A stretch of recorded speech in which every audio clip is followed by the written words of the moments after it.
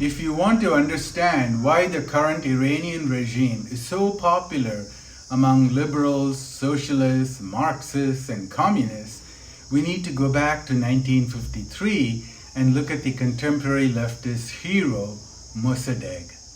Here are the shocking facts. Mossadegh was an unscrupulous politician who rigged elections and referendums, used mob violence to circumvent the law of the land, gave himself dictatorial powers, and even assassinated a former prime minister to take his position. And his famous nationalization of oil was a huge disaster. As for the CIA coup, it was supposed to be a KGB coup sponsored by the Soviet Union. The revisionist communist narrative is built on many deliberate omissions of truths and some clever lies. For example, they always say that Mossadegh was a popular and democratically elected leader. However, look at the results in the two parliamentary elections of crucial years. 1950, his party, National Front, wins only 8 out of 136 seats. 1952, his party does a little better, but wins only 30 out of 136 seats. Furthermore, he became very unpopular just 6 months after he came to power in 1951. Why? Because the nationalization of oil was a failure of epic proportion. The production of oil fell by 96% within a few months. This happened because the Iranians did not have the technical skills to operate the oil fields and refineries or export the oil. This is a significant detail that leftists never mention. Also, in the Disney version of the communists, Mossadegh was a democratic leader, while the Shah of Iran was a dictator. However, the Shah fled Iran in 1953 because he was afraid of being assassinated by Mossadegh. Why? Because Mossadegh and his friends in the radical Islamist and communist groups had assassinated or tried to assassinate quite a few political leaders in Iran, including the Shah himself in 1949. In fact, Mossadegh became the prime minister only because his terrorist friends assassinated the previous prime minister in 1951. Does that sound democratic? Later, in 1952, Mossadegh gave himself dictatorial powers after blatantly rigging the parliamentary elections, and he repeatedly used mobs to get what he wanted rather than following the Iranian constitution and the laws.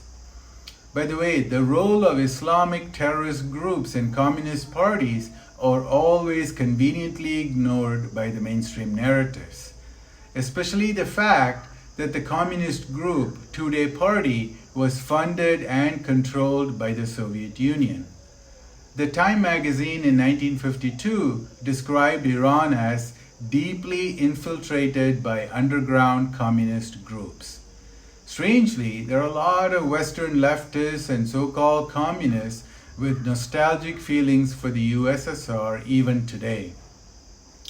The Soviet-backed communists in Iran actually had plans to overthrow Mossadegh 2 weeks after he overthrew the Shah in 1953. As for the US involvement in the 1953 ouster of Mossadegh, what is never mentioned is that the US tried very hard to mediate between Iran and the UK. Americans sent negotiators to Iran, and even Mossadegh himself visited US President Truman at the White House in late 1951.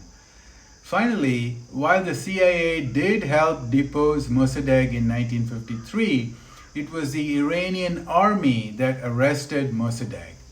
The CIA guy in Tehran, Kermit Roosevelt, grandson of US President Teddy Roosevelt, exaggerated his role. Let's summarize the story of Mossadegh, a ruthless, power-hungry, and a dumb populist. Mossadegh was a member of the Qajar dynasty, which ruled Iran for 136 years and was replaced by the Pahlavi dynasty in 1925. So he should not have been trusted by Shah Reza Pahlavi at all. Mossadegh was a nobody his whole life, but decided to jump on the oil privatization bandwagon. In 1949, he formed a party called the National Front, which was a coalition of Islamists and communists. By the way, this was done after the communists tried to assassinate the Shah earlier that year. In the 1950 parliamentary election, the National Front Mossadegh party won only 8 out of 136 seats. And Mossadegh himself represented a small district from Tehran and received 30,000 votes, which was 0.2% of Iran's population. Important point here, neither Mossadegh nor his party was popular. When the parliament convened in 1950, the new prime minister was Ali Razmara, who was smart enough to understand that Iranians did not have the technical skills or logistical abilities to fully take over the entire oil sector. Thus, Razmara opposed the full nationalization and instead recommended negotiating a better deal with the British. So how did Mossadegh become the prime minister? By murdering Razmara, the Iranian Prime Minister. That's right. Mossadegh's Islamic terrorist buddies in the group known as Fedayeen-e-Islam assassinated Razmara in March 1951. 10 days after the assassination of Razmara, Iran nationalized the oil sector. By the way, Mossadegh was not even the prime minister at that time, but he took all the credit. He became the prime minister only at the end of April, about 45 days after oil was nationalized. By the way, the nationalization was not Mossadegh's brilliant idea. It was championed by a lot of people, including the Ayatollahs, Islamic terrorist groups, communists, and a majority of Iranians who did not understand the complexity of the issue. Let's go back to the assassination of Prime Minister Razmara. Immediately thereafter, Mossadegh's party praised the assassin as a hero. The assassin's name was Khalil Takhmasebi, and he was a member of the Islamic terrorist group Fedayeen-e-Islam. Mossadegh was aligned with a powerful Ayatollah named Kashani, who was also the Speaker of Parliament. Kashani lobbied hard for the release of the assassin. The next year, in 1952, the assassin was released, and Kashani proudly posed in public with the assassin. Imagine that. No wonder that the Time magazine called Kashani the boss of the gunman terrorist wing of the National Front Party. One point on nationalization of the oil industry. Yes, colonialism was bad, but the Iranian oil industry was originally created and managed by the British, who had invested all the capital, owned all the technology, and managed the entire supply chain. The Abadan oil refinery that the British built was the largest in the world. Rather than negotiating a better term with the British, as Saudi Arabia, Venezuela, Iraq, etc. had done, Mossadegh wanted 100% control of the oil fields and refineries. The British said no and simply pulled all their engineers and managers from Iran, which led to a complete collapse of oil production and exports. This in turn severely affected Iran's economy. Here is how a New York Times article described the Iranian economy in 1952. Unemployment is widespread because nearly all government construction projects and similar undertakings have been halted. The exhaustion of foreign exchange reserves has reduced imports to a trickle, and commercial activity accordingly has been very restricted. Britain was actually ready to go to war with Iran, but the US stopped them. Instead, the US invited Mossadegh for a long 6-week trip to the US, hoping to persuade him with diplomacy and education. As mentioned before, even the US president met with Mossadegh. But alas, Mossadegh was just a stupid and stubborn person. By the end of 1951 and early 1952, Mossadegh was deeply unpopular as Iran's oil industry imploded and the economy was in recession. So, when it was time for the 1952 Majlis parliamentary elections, Mossadegh rigged it blatantly by cancelling the counting of votes in the rural areas where he was deeply unpopular. So the Iranian parliament had 40% vacant seats for the next 2 years. Out of the 136 seats, Mossadegh's National Front coalition won only 30 seats. The pro-Shah groups had 49 seats. Obviously, the pro-Shah parties chose the next prime minister, who was a political veteran named Ahmad Qavam. At that point, Mossadegh should have stepped down. Instead, Mossadegh organized huge riots in Tehran with the help of the Islamists and communists, and the Shah was forced to fire the new prime minister after just 5 days. Now, more empowered, Mossadegh made himself the defense minister as well, taking control of Iran's military. The following month, Mossadegh coerced the parliament to give him dictatorial powers for 6 months.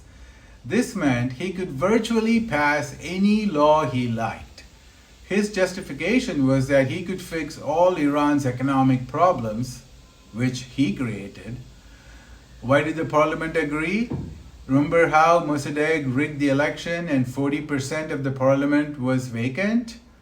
Plus, he was backed by violent Islamists and communists who were ready to kill any politician.